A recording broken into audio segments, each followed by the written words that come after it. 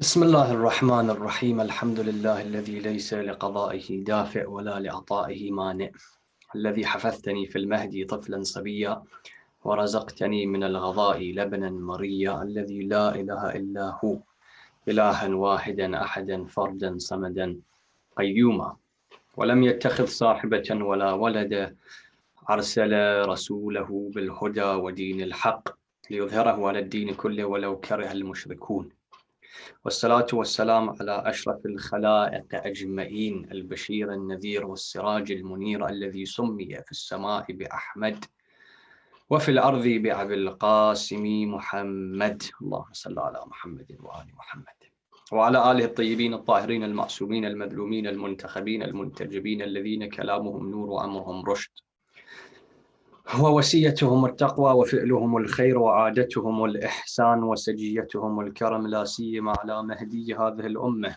وطاووس أهل الجنة الحجة ابن الحسن الأسكري أرواحنا فداء لعنة الله على أعدائهم أجمعين من الآن إلى قيام يوم الدين. قال مولانا علي بن الحسين صلوات الله وسلامه عليه: السلام عليك يا أمين الله في أرضه وحجته على عباده. السلام عليك يا أمير المؤمنين، أشهد أنك جاهدت في الله حق جهاده وعملت بكتابه واتبعت سنن نبيه حتى دعاك الله إلى جواره فقبضك إليه باختياره وألزم أعداءك الحجة على ما لك من الحجج البالغة على جميع خلقه. اللهم فاجعل نفسي مطمئنة بقدرك راضية بقضائك مولعة بذكرك ودعائك. Our discussion continues analyzing the ziyarah of Aminullah. And so far we've looked at many issues to do with the ziyarah, to do with the status of Ali ibn Abi Talib salamullahi alayhi and the life of Amir al-Mu'mineen, but also issues that have been mentioned in the ziyarah with regards to the spirituality of the human being, the state of the human being in front of Allah subhanahu wa ta'ala, and how the ziyarah alludes to different ways within which the human being can get closer to Allah azza wa jal.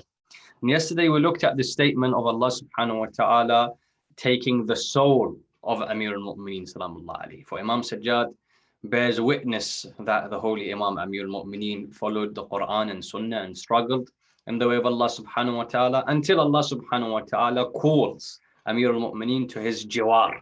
And we looked at the meaning of this word jiwar. And in actual fact, if we were to sum up everything that we said yesterday in one sentence, we could explain it by this statement. Often I'm asked a question, if I had, people often think about this, if I had 1 hour to live, or if someone told me that I have 1 more hour of life left on this earth, what would I do differently? أو بعبارة أخرى, if I had 1 day left, someone told me I've got 1 more day to spend on this earth, what would I do differently?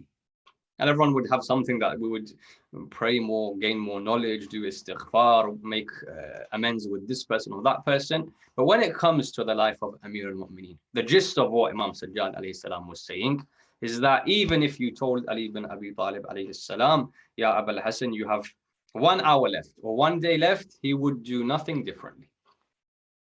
And this is the case of all A'imma and Ma'sumin and Infallibles. They would do nothing differently than what they do currently.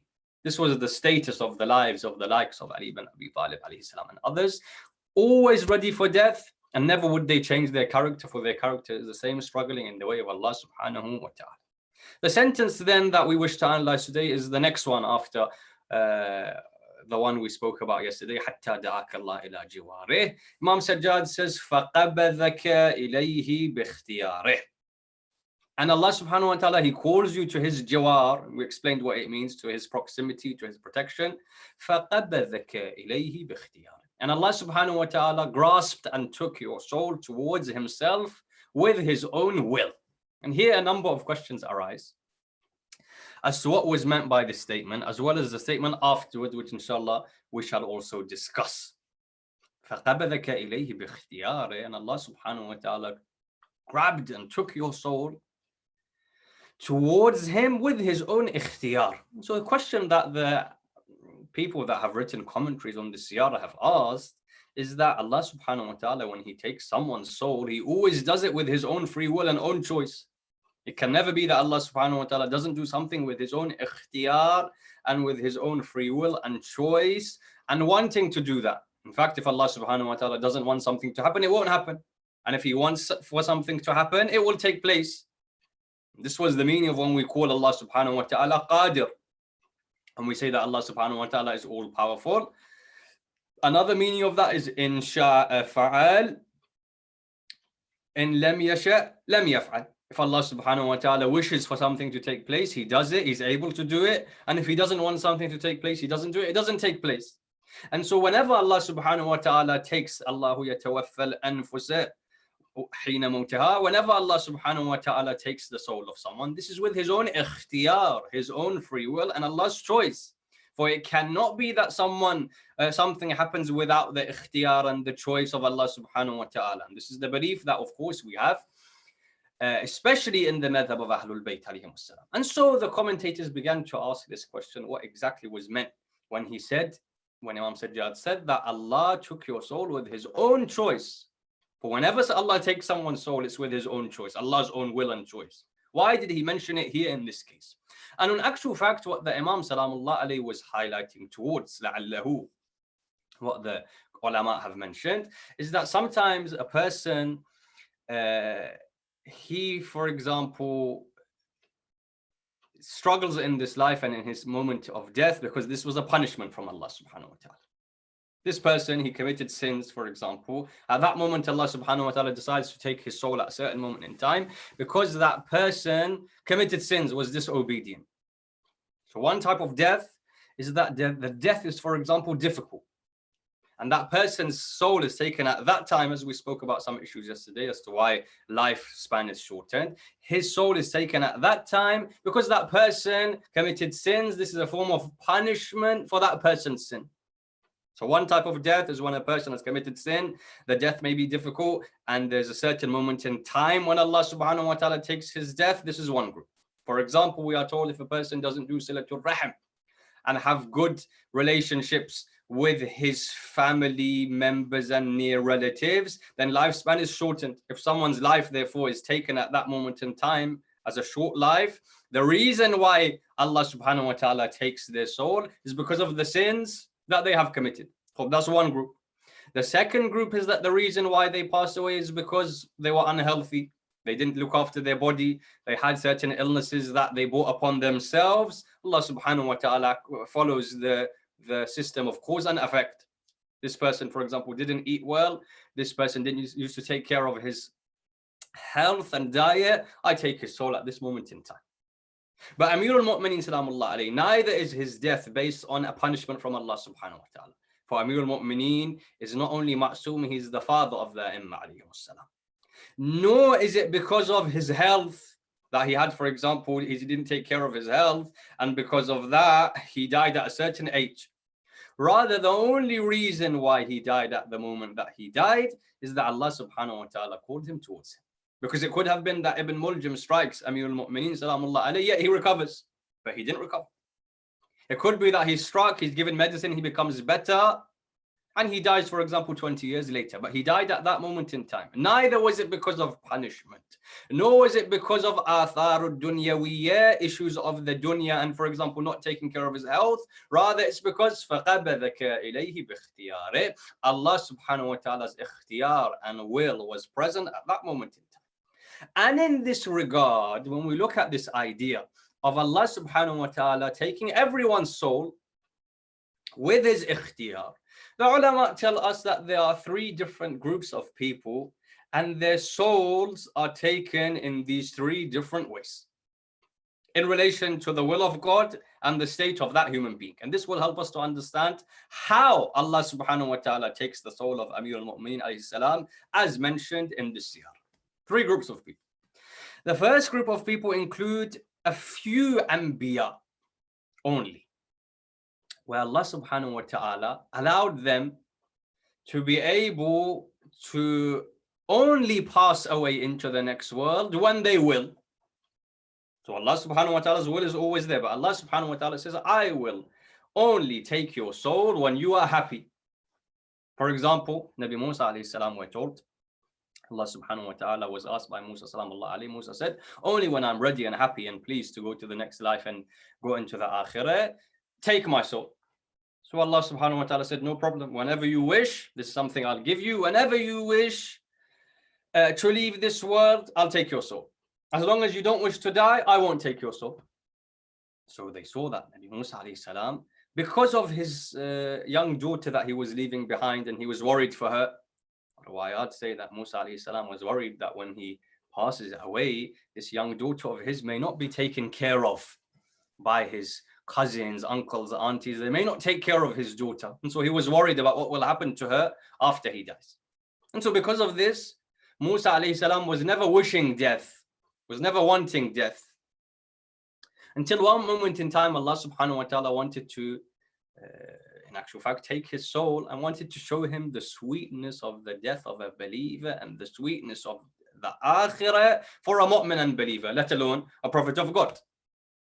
So Allah subhanahu wa ta'ala sends an angel down, and this is narrated by Allama Majlisi, rahmatullah alayh. Allah subhanahu wa ta'ala sends an angel down. This angel comes in the form of a human being, and this angel is trying to dig up a grave in the middle of nowhere. We don't know where the grave of Musa alayhi salam in actual fact, but where it is, exactly where it is, a lot of people are unaware. This angel is digging up this grave. Musa alayhi salam is walking with his successor, Yusha bin Nun, salamullah alayhi, who in English would be known as Joshua. And as they're traveling, they see this person digging the grave. So Musa alayhi salam says, would you like us to help you? And the angel says, yes, of course. So they start to help dig this grave. And then the angel of God, who is in the form of a human being, tells Musa, if you don't mind, can you get in the grave? Because I want to see if a person can fit inside it. Is the depth right? Is the width, everything, the length, is the size correct? If you don't mind, if you can just get inside of that grave. Musa alayhi salam lies down inside of the grave, and at that moment in time, Allah subhanahu wa ta'ala reveals for him the position that he would have in the akhirah. His status in the akhirah is revealed to him at that moment in time. When he sees the ni'mat, the bounties of Allah subhanahu wa ta'ala waiting for him in the akhirah, at that moment his heart then wishes for death. And as he said to Allah, only take my soul when my heart wishes for death. At that moment, when he sees the bounties of God, he wishes for death. Allah subhanahu wa ta'ala, at that moment in time, sends the angel of death. The angel of death takes his soul. Musa alayhi salam dies there. Yusha bin Nun then does the ghusl, and they do the salah on the body of Musa alayhi salam, and he's buried in that same grave. So this was an example of a prophet of God who Allah subhanahu wa ta'ala allowed him to only wish death, to only his soul to only be taken from his body when he wishes death. Another example, as I said, was Nabi Ibrahim alayhi salam. Nabi Ibrahim salamullah alayhi asks Allah subhanahu wa ta'ala on one occasion. He says, Ya Allah, allow me to only die when I wish. No problem, my Khalil, my Nabi, the Hajj of Allah subhanahu wa ta'ala on this earth, no problem. When you wish to die, I'll take your soul. In fact, Ibrahim says, allow the responsibility of my death to be on my own shoulders whenever I want. Even if I wish death now, if I say take it from me later on, take it from me later on. He says, no problem. We're told in the riwayah that once Ibrahim alayhi salam has done this deal with Allah subhanahu wa ta'ala, that I be responsible for my own death whenever I wish, Ibrahim alayhi salam goes to a dinner that he's invited to, quite a group of mu'mineen, a group of people. He's sitting there, he sees a number of people sitting, and there's one man who's very old. He's so old that his eyebrows are drooping and they're completely white. He can barely see anything. And they start to eat. When they start to eat, this person, this elderly man, he's picking up the food with his hands or whatever utensils they had, cutlery that they had, and his hands are shaking. He's unable to put the food in his mouth. He can't see, he doesn't know hand-eye coordination, any of these things. As he's eating, instead of going into his mouth, it, for example, hits his cheek, it hits his chin, hits his forehead. And Ibrahim alayhi salam is sitting there watching. And Ibrahim salamullah alayhi at that moment thinks, for this person, death is actually a big ni'mah and bounty for him. For a lot of people, for example, they don't have family members to take care of them when they're elderly. They have no one there. They are alone. They have issues. For that person, death is actually a bounty. Ibrahim alayhi salam, as soon as he finishes that meal and leaves, he goes back to Allah. He says, Ya Allah, in actual fact, no. I don't want death in my hands. I don't want to be like that person. I leave my death in your ikhtiyar, in your choice. Whenever you wish to take my soul, you take it. Whenever you wish for me to, if you wish for me to stay on this earth, I'll stay. If you wish for me to go, I'll go. So the first group were certain prophets of God that asked Allah subhanahu wa ta'ala for the matters of their death to be in their own hands, such as Musa and Ibrahim. This is the first group. The second group of people, no, Allah subhanahu wa ta'ala took the responsibility of choosing when they die in his own hands. And when he did so, a lot of these people were not happy. How many people, if you were to ask them, would you be happy, for example, to leave this world in the next half an hour? It's a question a lot of people don't want to ask, don't want to think about. And, I remember once on one occasion, I was in a certain city for majalis, and I had a lecture in the cemetery, the graveyard. A lot of the masajid and people have a very good practice of having majalis in the cemetery once a month, for example. Regularly visiting the graveyard is something very good. As we said, remembering death has a big impact on a person's life. So the night before that majlis, I was sitting with a few youths, and when we were leaving our gathering, I said to a lot of them, inshallah, we'll see you tomorrow at the cemetery and at the graveyard for the majlis. And one of them said, no. I said, what do you mean no? He said, no, I can't. The only time I want to go to the graveyard and cemetery is when I die. Otherwise, whilst I'm alive, whilst Allah subhanahu wa ta'ala has given me life, I don't want to think about death. I don't want to get depressed thinking about death. The only time I go to the graveyard is when I'm going to die, only once in my life. A lot of people don't want to think. A lot of people wouldn't be happy or wouldn't be ready if Allah subhanahu wa ta'ala wished to take their soul in the next few hours. So the second group are those. Allah takes their soul with his own ikhtiyar, with his own will.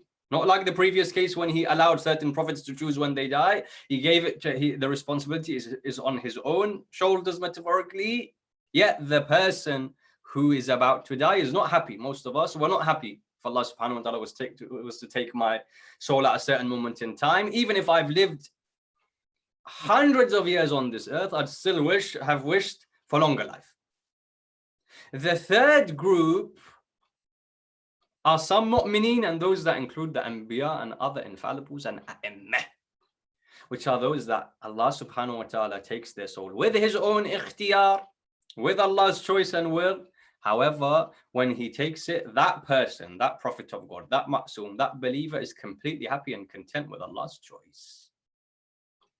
The reason why, so some may ask the question, isn't there a greater status of Musa and Ibrahim compared to Ahlul Bayt alayhimus salam? Why? Because Allah gave them the choice to choose their own death, Musa and Ibrahim, and not to Ahlul Bayt salamullah alayhi. No, in actual fact, there isn't. There isn't a greater status. Rather, even those who asked to have their own death in their own hands, even they realized that the best person to leave the affairs of my life and death in is Allah subhanahu wa ta'ala. For even if Allah subhanahu wa ta'ala asked A'immah to choose when they wish to die themselves, they would say, Ya Allah, whenever you wish to take our souls, we are happy. Because Allah subhanahu wa ta'ala is the one who knows, who is mudabbirul umur, who knows the best of affairs, when to take his soul, when to not take his soul. And so we find Ahlul Bayt alayhimus salam of this group and other Anbiya and A'immah, Allah subhanahu wa ta'ala would take their souls with his own will, and they were completely in agreement with the will of Allah subhanahu wa ta'ala. With regards to this, we have a riwayah. We have a riwayah where a person says, I came to Imam Ja'far al-Sadiq salawatullahi wa salamuhu alayhi on one occasion, and I saw him standing outside of his house, and I saw that the Imam salamullah alayhi looks very distressed. I saw that there's signs of stress on his face, and I asked him, Ya ibn Rasulullah, is everything okay? These people that would meet the Imam so regularly, they can tell when the Imam is happy, when the Imam is sad. They can see something is different. So they asked him, they said, Ya ibn Rasulullah, is everything okay? So the Imam said, look, my child is actually unwell at the moment. It's quite unwell, which is why I'm slightly worried. Part of human nature, the child is unwell, but slightly worried. The person then sits in the house for a while. He sees that the Imam suddenly goes inside of one of the rooms. 20 minutes later, the Imam comes out. But you'll be surprised to hear in the riwayah that now when the Imam comes out of that room 20 minutes later, his face is much more relaxed. He seems completely content, at-mitnan, tranquility. Before he was slightly stressed, now at-mitnan and tranquility. So the person says, Ya ibn Rasulullah, I see this tranquility and relaxation on your face. Does this mean that inshallah your child has become better? His condition or her condition has improved? So the Imam says, no. Whilst I was in this room for 20 minutes, my child passed away. Wa inna lillahi wa inna ilayhi raji'un. My child has passed away. So the person says, but this doesn't make sense, Ya ibn Rasulullah. Before, when the child was alive and unwell, you were looking stressed. Now that the child has passed away, there's tranquility and peace on your face. It should have been almost the opposite. Whilst the child is alive, you are happy. When the child dies, you should have that stress. So the Imam Salamullahi alayhi explained to him the state of the true believers of Allah subhanahu wa ta'ala. رِضًا بِقَضَائِهِ وَتَسْلِيمًا لِأَمْرِهِ. Those who are completely happy with the divine decree of Allah subhanahu wa ta'ala. The Imam says this is the state of us Ahlul Bayt. That when a musibah, when a tragedy comes upon us, at the beginning we may seem distressed. But then we immediately put all our affairs in the hands of Allah subhanahu wa ta'ala, and we are happy with whatever Allah subhanahu wa ta'ala has decreed for us. So yes, when the child was unwell, I had some distress. However, immediately I put all of the affairs in the hands of Allah, and I said, whatever Allah subhanahu wa ta'ala does in this case, I'm happy. And so Allah subhanahu wa ta'ala wished with his divine will and divine knowledge to take the soul of my child into the akhirah. I'm happy with the will of Allah subhanahu wa ta'ala. And this is the same philosophy behind the statement of Sayyidah Zainab salamullahi alayha, Ma ra'aytu illa jamila. All I saw was beauty. This was the beauty, i.e. this is what Allah subhanahu wa ta'ala willed. If Allah subhanahu wa ta'ala wished for Hussein salamullahi alayhi to be killed on that day, we're happy with it. Yes, it was a tragedy. Yes, we mourn that tragedy. However, it was part of the will of Allah subhanahu wa ta'ala. We do taslim and submit to the will of Allah subhanahu wa ta'ala.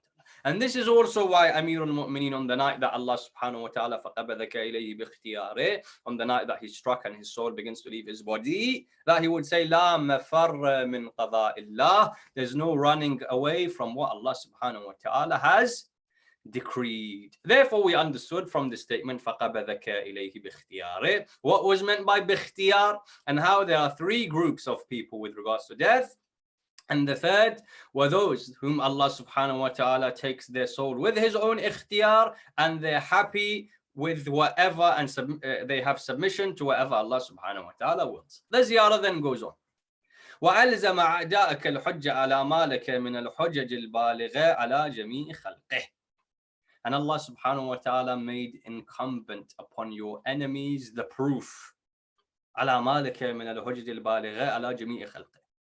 Whilst you are also a proof for all of the khalq and creation. Allah subhanahu wa ta'ala made incumbent upon your enemies the proof, al-hujjah. Whilst you, Ya Amir al-Mu'mineen, are hujjah on all of the khalq and the creation of Allah subhanahu wa ta'ala. This statement, the commentators of Ziyarat Aminullah said, is one of the difficult statements to understand.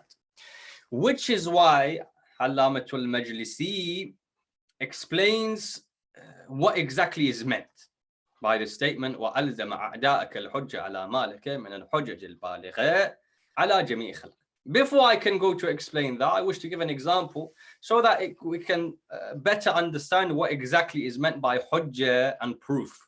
For the ulama in theology and usul al-fiqh, in fiqh and jurisprudence, have this idea of something being hujjah, something being a proof that I can rely upon, and a hujjah, to understand what we mean by a proof or a hujjah or a that which can be relied upon in my day-to-day life.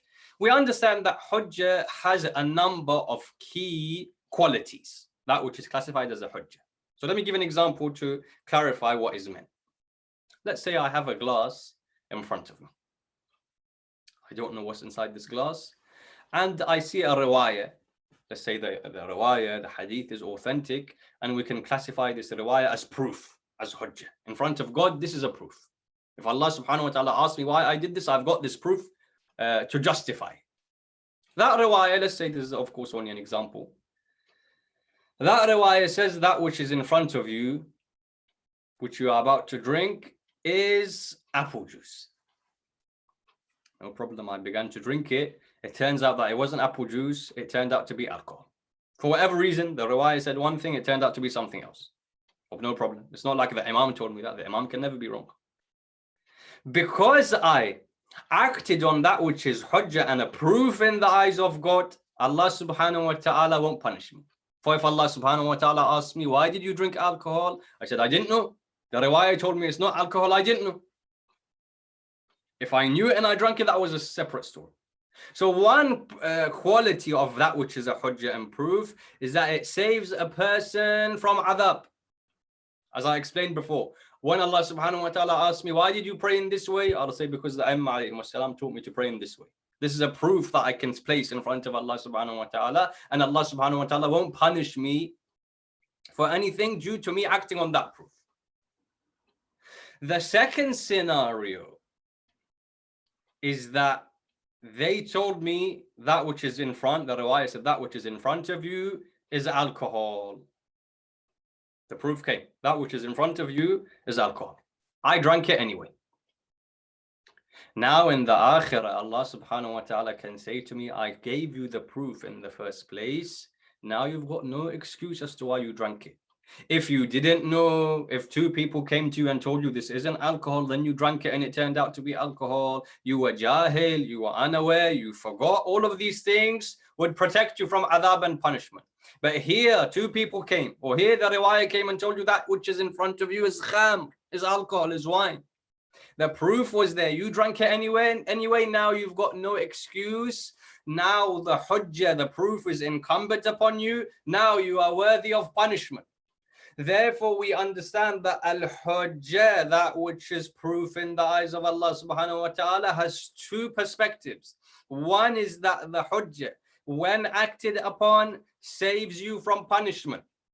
Number two, the hujjah, when it is denied, makes you liable of punishment and adhab. This is what we mean when we say, for example, that the imma are hujjah of Allah subhanahu wa ta'ala. That the Imam who I saw in front of me, who gave me his teachings, if I act on his teachings, I'm saved from punishment on the day of judgment. If, however, the Imam has come to me and clearly explained everything to me, then I don't follow what he says, then I'm liable of punishment. But we also have a third group. Allah subhanahu wa ta'ala says, Ma kunna, Bismillah ar-Rahman ar-Rahim, Ma kunna mu'adhibin hatta nab'atha rasula. If we don't send a person this hujjah, this proof, we're not going to punish them. A person, for example, lives in the jungle.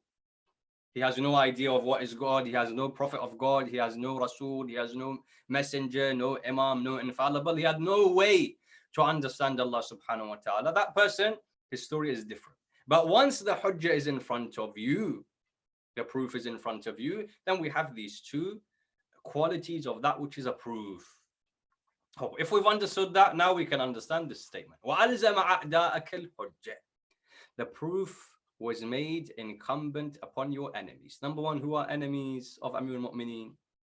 You'll notice when someone is very average in their life, they're not spectacular, they don't have good qualities necessarily, they're very average, they won't have enemies. Normally that person has people that hate him, has people that are jealous of him, has enemies. That person who is a person of virtue and fadila, a person who has great status, a person who is a genius, for example, he'll have enemies. The enemies of Ali bin Abi Talib were many. For how can you imagine that for years after his death, people sent or would send la'na on Amir al-Mu'mineen, on the manabir, on the pulpits? How many enemies are there of Ali bin Abi Talib? Here, what was being referred to and others, the enemies, what was being referred to by enemies was Khawarij, the Kharijites, who would say, La hukm illa lillah. What Allah subhanahu wa ta'ala's Imam Sajjad was trying to say is, by killing you, Ya Abul Hasan, that hujjah became incumbent upon them. I.e., we said, if you don't act on the hujjah, what is the result? Punishment. The Imam was saying those people will be punished because they killed the Hujjah of God. The Hujjah was right in front of them, yet they rejected it. That was the meaning of this statement. Then the Imam says, "Ala ma laka min al-hujjah al-baligha ala jami' khalqi." Ya Amir al-Mu'mineen, you weren't just a Hujjah for those Kharijites, that you showed them the true haqq, yet still they denied you. Rather, you are also a Hujjatul Baligha, a complete Hujjah for all of the Khalq, all of mankind. For every single moment of the life of Ali bin Abi Talib.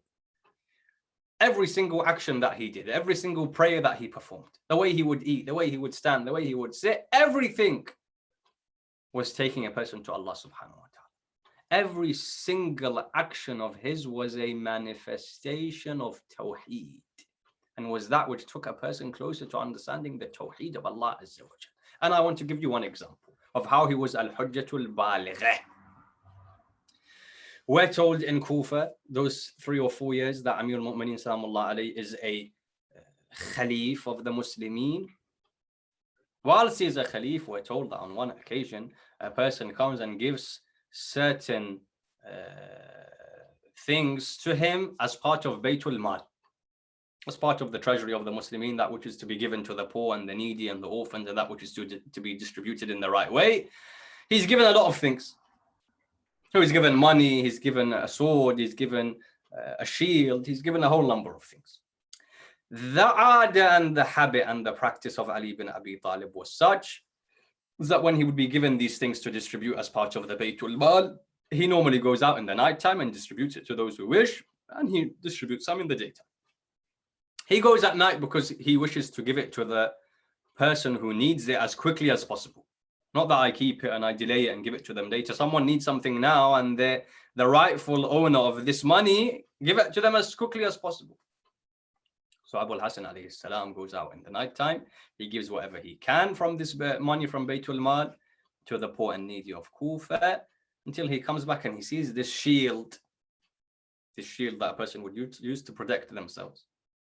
He's thinking, what can I do with this? Who can I give to this? He leaves it there. He says, tomorrow we'll think about what we can do with it and how we can give it to someone who needs it, how it can help a poor person, a person in poverty.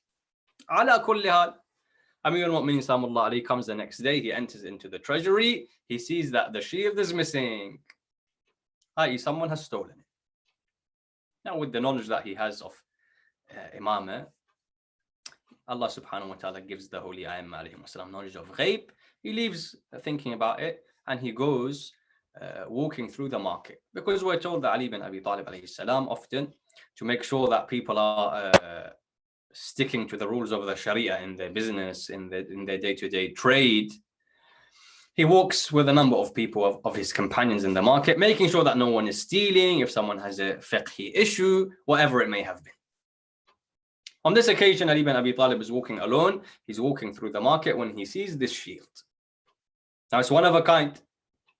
It's not like something today we have certain things which are manufactured. For example, you have 100,000 of the same thing. No, it's one of a kind. That shield, you can tell, is that specific shield that I had yesterday. So he goes up to that person. He doesn't accuse him. He doesn't say, you've stolen this. He goes up to that person. That person, the riwayah says, was a Christian. He goes up to him and says, this shield, I don't think it belongs to you. He says, no. So Amir al-Mu'mineen says, no, I don't think it belongs to you, because the same shield yesterday was part of the Baytul Mal. He says, no, I got this from someone. And so Amir al-Mu'mineen says, you bought this shield? He says, yes, I bought it. Okay, no problem. Who did you buy it from? The person ignored. He didn't say anything. No, it's my shield. I've got it rightfully. I own it, and it's got nothing to do with you. Amir al-Mu'mineen says, look, this exact shield was part of the Baytul Mal. I'm not saying you've stolen it, but it doesn't belong to you. It belongs to Baytul Mal. Whether you've bought it from someone else or not, he says, no, this is mine. He didn't say I bought it from anyone. He says, this is mine. So both of them, even though Ali bin Abi Talib alayhi salam is Khalifa of Muslimin at that time, they go to the Qadi of the city known as Qadi Shurayh. Qadi Shurayh himself has a history and was someone who wasn't of morals, and later on there's also an incident that takes place with him and Muawiyah, and as well as Sayyid al-Shuhada salamullahi alayhi and Imam Hassan. Ala kulli hal, they go to Qadi Shurayh. Qadi Shurayh sees these two people. One is Ali ibn Abi Talib alayhi salam. The other is this Christian person with his shield. Now it's so important to remember who's the person that made Qadi Shurayh a Qadi. How was he made a Qadi? Under which hukuma? Under the hukuma of Ali ibn Abi Talib alayhi salam. So technically, in the hierarchy of things, Amir al-Mu'mineen is of course in charge. Can order to him to do what he wants. Amir al-Mu'mineen could tell him, throw this person into the jails of Kufa right now. He can do whatever he wants. He's the Khalifa. He's in charge of the whole government. But Amir al-Mu'mineen alayhi salam doesn't say anything. They come in front of this Qadi Shurayh. Qadi says, Ya Abu al-Hasan. Oh, Abu al-Hasan, what is the issue? So Amir al-Mu'mineen says, this person had this shield in his possession. I'm claiming that it belongs to Baytul Mal. Well, yesterday I saw this same thing in Baytul Mal. It was given to me by so-and-so person, and I was meant to distribute it to the poor. Now here in fiqh, in jurisprudence, we have a principle which says, Al-Bayyin lil-Mudda'i wal-Yamin ala man ankar. If I claim that something is mine or something doesn't belong to that person, I need to bring proofs. So, mathalan, if this aba, someone claims that this aba on my shoulders belongs to them, or it's on my shoulders, I have possession of it. Possession is often a sign of ownership. If a person comes and claims that this aba actually I took from them or doesn't belong to me, they need to bring two witnesses. I don't need to do anything. I can just come and say they don't bring two witnesses. I can say that I take oath with the name of God that this aba belongs to me. So when you're claiming something which is in someone else's possession, you are the one that has to bring two witnesses. Amir al-Mu'mineen is claiming that that which is in the possession of that person, that shield, belongs to Baytul Mal. So Amir al-Mu'mineen in this case, according to fiqh and jurisprudence, needs to bring two witnesses. Walakin, however, Amir al-Mu'mineen at that moment in time doesn't have any witnesses. Because when he's given it at the night time, no one was there to see that this is part of Baytul Mal. Qadi Shurayh says, Ya Abu al-Hasan, do you have any witnesses for what you're claiming? Amir al-Mu'mineen says, no. So Qadi Shurayh says, then I can't say that this belongs to you and Baytul Mal. I have to favor the Christian. And so they favor the Christian. The Christian is given that shield and he goes. Before he goes, however, first of all, Shurayh is thinking, if it really is of Baytul Mal, Ali ibn Abi Talib right now could take it and punish him. He's the Khalifa and he knows it's his. And we know that Ali ibn Abi Talib doesn't lie. Yet still, because he wants to stick with the justice system and Islamically fiqhan, because he doesn't have those two witnesses, he can't take it just like that. He has to stick with the laws of Allah subhanahu wa ta'ala. And so he acts by this system. As soon as Qadi Shurayh says, and this is very important, as soon as Qadi Shurayh says that I side with the Christian and that shield belongs to him, fiqhan, according to fiqh and jurisprudence, they saw that Amir al-Mu'mineen alayhi salam, his face was slightly not happy. You could see signs from his face that he's not happy. Qadi Shurayh knows Ali ibn Abi Talib. Amir al-Mu'mineen isn't not happy, isn't unhappy because he's lost the case. There must be something else. This isn't Ali ibn Abi Talib. What does he care about a shield? The reason why he cares about that shield is that that shield belongs to the Muslimin, belongs to the fuqara, the poor. Otherwise, why would he be unhappy? So Shurayh says, Ya Ali, Ya Amir al-Mu'mineen, why do you look unhappy all of a sudden? He said, because when you were doing qadawa, when you were doing hukm, and when you were dealing with our dispute, you weren't fair. This is why. Amir al-Mu'mineen says, because when you addressed me with my kunya, with my title. You called me Abu al-Hasan with respect. But when you addressed him, you didn't call him with his title. Have you seen the justice of Ali ibn Abi Talib?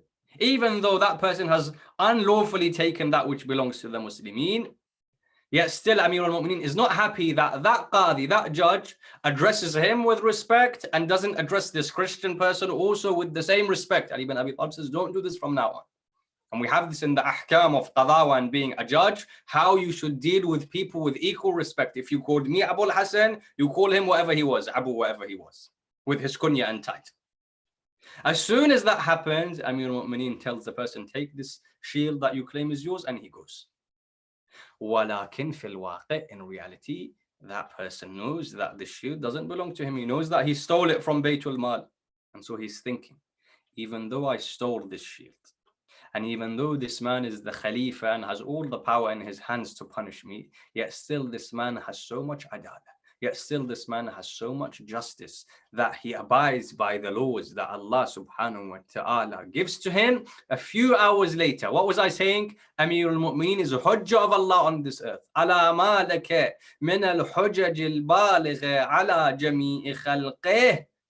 You were a complete hujjah for all, that they would see you and they'd be taken directly to Allah subhanahu wa ta'ala. A few hours later, that person knocks on the door of Amir al-Mu'mineen. He brings the shield. He says, when I saw the justice of a man like you, I realized that I wish to believe in the God that is the God of Ali bin Abi Talib alayhi salam.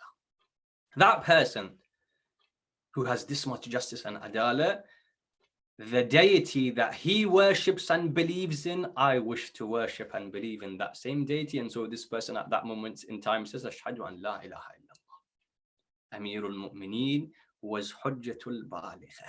Every single action takes of his, reminds us of Allah and takes us to Allah subhanahu wa ta'ala. And that's why in the 7 nights that we've had looking at Ziyarat Aminullah, we have now completed 2 sections. The first section, which was looking at the alqab and the titles of Ali bin Abi Talib mentioned by Imam Sajjad. And the second were the qualities that Imam Sajjad bears witness that were present in Amir al-Mu'mineen. And we've seen that when we discuss these ziyarat and these riwayat and the kalam of Ma'sumeen, and we look at the lives of Ma'sumeen, we find so many issues arise with regards to how I can get closer to Allah subhanahu wa ta'ala. Then we come to the third part of this ziyarah, which after mentioning these 2 stages, after doing what we call a physical traditional ziyarah of Imam Ali alayhi salam, suddenly Imam Sajjad alayhi salam changes. And after addressing Amir al-Mu'mineen and doing the ziyarah and bear witnessing to all of these things, suddenly he changes and addresses Allah. And he says, Allahumma faj'al nafsi mutma'innatan biqadarik. And people say this is like the munajat of Imam Sajjad. Whilst he's doing this, is part of the ziyarah. In the ziyarah, after addressing Amir al-Mu'mineen, he then changes to do a dua and ask for 13 things from Allah subhanahu wa ta'ala. These are 13 things which make a mu'min a mu'min.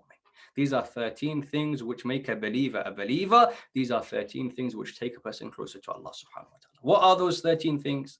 Why does he change like that? We don't normally find that a ziyarah suddenly in the middle changes into a dua. So why did Imam Sajjad change from a ziyarah into a dua? Why did he ask for these 13 things? What was the secret of the letter Fa, which he mentions in his dua? He says, Allahumma faj'al.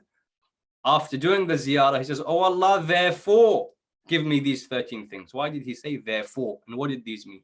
And what were those 13 things? And what is the analysis of each of these 13 things that Imam Sajjad asks? Inshallah, if we have tawfiq in some of the nights of the programs that inshallah we have from the 15th night of Shahr Ramadan, during some of those nights we'll inshallah aim to continue with the analysis of these statements from Ziyarat Aminullah.